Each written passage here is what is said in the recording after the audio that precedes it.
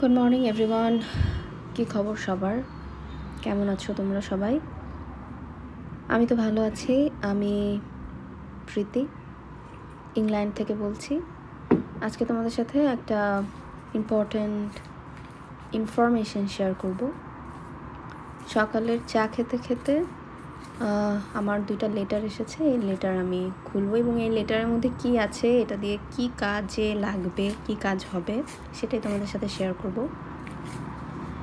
এই লেটারের ভিতরে আমার বেসিকলি ডিবিএস সার্টিফিকেট আছে। ডিবিএস হচ্ছে ইংল্যান্ডের পুলিশ ক্লিয়ারেন্স সার্টিফিকেট। যারা বাংলাদেশ থেকে পুলিশ ক্লিয়ারেন্স সার্টিফিকেট নিয়ে আসবে তাদের জন্য তো বেশ ভালো। যারা ইংল্যান্ড অথবা অন্য কোনো কান্ট্রিতে মুভ করছো রিসেন্টলি, তাদেরকে আমি বলবো বাংলাদেশ থেকে ডিবিএস সার্টিফিকেটটা নিয়ে যাওয়ার জন্য। এটা তোমাকে 6 মাসের জন্য, বিদেশে যাওয়ার পরে 6 মাসের জন্য একটা সাপোর্ট দিবে। তুমি যখনই জব অ্যাপ্লাই করতে যাবে কিংবা কোনো একটা ইম্পর্ট্যান্ট কাজে যাবে, তখন তোমার এই সার্টিফিকেটটা কিন্তু দরকার হবে। ইংল্যান্ডে আসার পরে আমি এই জিনিসটা জানতে পেরেছি যে ডিবিএস সার্টিফিকেট দরকার হয় বিভিন্ন কাজের ক্ষেত্রে। যদিও আমি রিসেন্টলি কারেন্টলি যে জবটা করছি সেন্সবেরিতে, এটাতে আমার ডিবিএস সার্টিফিকেট দরকার হয়নি। কিন্তু এই জব হওয়ার আগেই আমি ডিবিএসের জন্য অ্যাপ্লাই করেছিলাম যাতে আমার ইজিলি জব হয়। বিশেষ করে দেখা যায় যে সিকিউরিটির জব অথবা কেয়ার হোমের যে জবগুলো আছে, এই টাইপের জবগুলোতে, হাউসকিপিংয়ের জব, এইসব জবগুলোতে ডিবিএস সার্টিফিকেট দরকার হয়। ইংল্যান্ডে ডিবিএস সার্টিফিকেট অ্যাপ্লাই করার জন্য 20 থেকে 25 পাউন্ড খরচ হয়ে থাকে।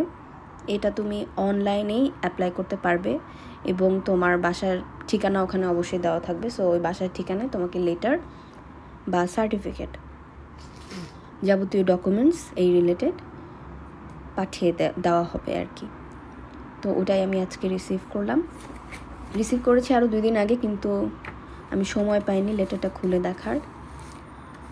তো ইংল্যান্ডে তুমি যেই ডিবিএসের জন্য অ্যাপ্লাই করবে সেটাও কিন্তু 6 মাস সময় থাকে, মানে মেয়াদ 6 মাস থাকে। 6 মাস পরে তোমাকে আবার নতুন ডিবিএসের জন্য অ্যাপ্লাই করতে হবে। এখানে বেসিকলি বাংলাদেশ থেকে তুমি যদি পুলিশ ক্লিয়ারেন্স সার্টিফিকেট নিয়ে আসো, সেটা হচ্ছে যে বাংলাদেশে তোমার কোনো ক্রিমিনাল রেকর্ড নেই, এরকম একটা সাপোর্ট দিবে। আর ইংল্যান্ডে আসার পরে তুমি যদি অ্যাপ্লাই করো, সেখানে এটা লেখা থাকবে যে তুমি ইংল্যান্ডে যেদিন এসেছো সেদিন থেকে এই লেটার অ্যাপ্লাই করার আগ পর্যন্ত তোমার কোনো ক্রিমিনাল রেকর্ড আছে কি না, সেগুলোই এখানে থাকে। আমি প্রথমে যে লেটারটা খুলেছি সেই লেটারটাতে কনফার্মেশন ছিল, সেটা জাস্ট একটা লেটার। আর মেন সার্টিফিকেটটা হচ্ছে এখন আমার হাতে যেটা আছে, এটা অনেক বড় একটা লেটারের মতো।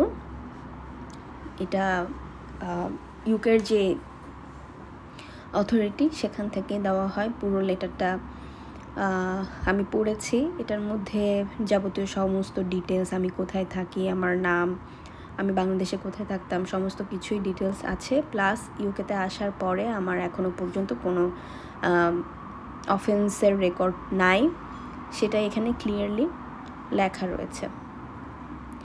তো এই সার্টিফিকেটটা কিন্তু খুবই জরুরি।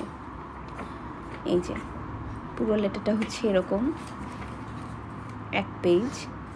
এটা খুবই ইম্পর্ট্যান্ট একটা ডকুমেন্ট। এবং এই জায়গাটাতে ডিবিএস সার্টিফিকেটের যে নাম্বার সেটা লেখা আছে। ইংল্যান্ডে আসার পরে বিভিন্ন জিনিসপত্রে তোমাকে অ্যাপ্লাই করতে হবে। এনআইয়ের জন্য অ্যাপ্লাই করতে হবে, ড্রাইভিং লাইসেন্সের জন্য অ্যাপ্লাই করতে হবে, তারপরে তোমার ট্রিটমেন্টের জন্য অ্যাপ্লাই করতে হবে। সো এই সমস্ত কিছু না, তুমি যেখানেই অ্যাপ্লাই করবে, প্রত্যেকটা ডকুমেন্ট, প্রত্যেকটা সার্টিফিকেটে তোমার একটা ইন্ডিভিজুয়াল নাম্বার দিবে। এই নাম্বারটাই তোমার বেসিকলি সংরক্ষণ করতে হবে। কেউ যদি কখনো তোমার কাছে কোনো সার্টিফিকেট চেয়ে বসে, কোনো অথরিটি, কোনো জব, কোনো জায়গায়, অফিস যদি চেয়ে বসে, তুমি যদি তৎক্ষণাৎ সার্টিফিকেট তোমার হাতে না থাকে ওই সময় ফিজিক্যালি, তাহলে তুমি নাম্বারটাও যদি তাদের সাথে শেয়ার করো, তোমার যে ইন্ডিভিজুয়াল নাম্বারটা থাকবে সেই নাম্বারটাও যদি তুমি শেয়ার করো, তাহলে কিন্তু খুব সহজেই সমস্যার সমাধান হয়ে যাবে। ভালো থাকবে সবাই, আবার দেখা হবে।